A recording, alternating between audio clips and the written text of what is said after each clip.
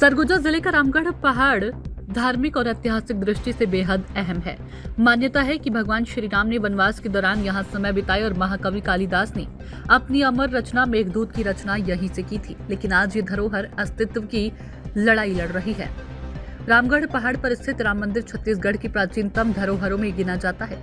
यह स्थल न सिर्फ धार्मिक महत्व रखता है बल्कि राष्ट्रीय संरक्षित ऐतिहासिक धरोहर भी घोषित है। आषाढ़ के पहले दिन यहाँ देश भर से विद्वान और कवि जुटते हैं और संगोष्ठी का आयोजन होता है।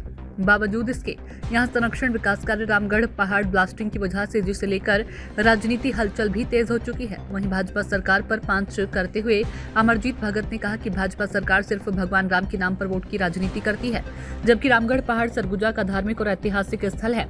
इनका संरक्षण करना केवल औपचारिक जवाब तक सीमित नहीं होना चाहिए बल्कि ठोस कदम उठाने चाहिए। इतिहास, आस्था और संस्कृति से जुड़ा धरोहर स्थल संरक्षण की राह देख रहा है। जिस तरह से अडानी कोल माइंस के द्वारा लगातार ब्लास्टिंग से धरोहर को नुकसान पहुंच रहा है, क्या आने वाले समय में भाजपा की सरकार रामगढ़ पहाड़ के अस्तित्व को बचाने में सफल होता है या महज राजनीतिक बयानबाजी का दौर तक ही सीमित रह जाएगा? प्राचीनतम जहाँ नाट्यशाला कहा जाता है, नैनीहाल राम भगवान का कहा जाता है, वहाँ पे लगातार बीजेपी पूरे की निरीक्षण करने पहुँच भी रहे हैं और उस पर जल्द से जल्द अगर ब्लास्टिंग की वजह से किसी भी प्रकार की समस्या हो रही है तो उस पर जल्द से जल्द निराकरण करने की बात कर रही है। इस मुद्दे को लेकर आप क्या कहना चाहेंगे?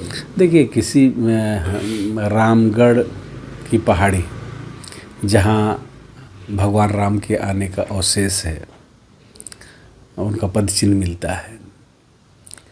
भारतीय जनता पार्टी केवल राम का नाम वोट के लिए लेती है और जब काम करने का बारी जब भी आया है तो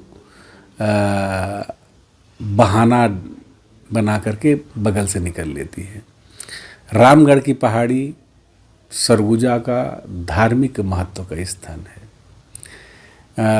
वहाँ हर साल आषाढ़ के पहले दिवस में कालिदास जी जो मेघदूत लिखे थे उसका वहाँ रचना होता है और पूरे देश के जो विद्वान हैं, कवि हैं, रचनाकार हैं, सब आते हैं वहाँ पर।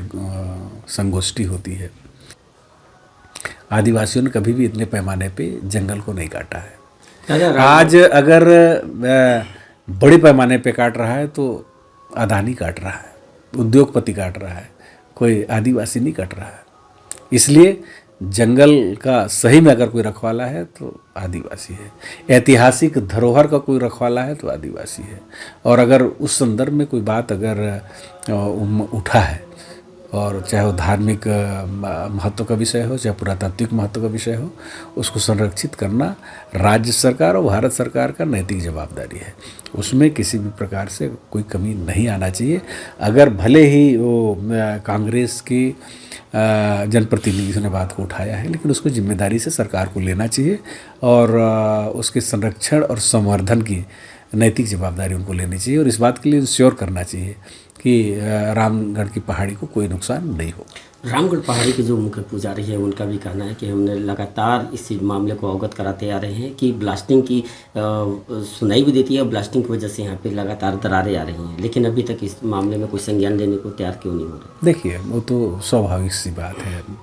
जहाँ भी माइनिंग होगा, जहाँ भी ब्लास्टिंग होगा तो सामान्य से अधिक कंपन उस क्षेत्र को में आएगा। जैसे विश्रामपुर क्षेत्र हो गया। सूचना इंडिया के सभी दर्शकों को बधाई। अब आप सूचना इंडिया देख सकते हैं जियो टीवी चैनल नंबर 4053 पर भी। साथ ही सूचना इंडिया के सभी सोशल प्लेटफॉर्म इंस्टाग्राम, फेसबुक और ट्विटर से जुड़े और पाएं आपके क्षेत्र से जुड़ी हर एक खबर। अगर आप खबरें पढ़ने में दिलचस्पी रखते हैं तो अभी लॉग इन करें www.सूचनाindia.co.in पर।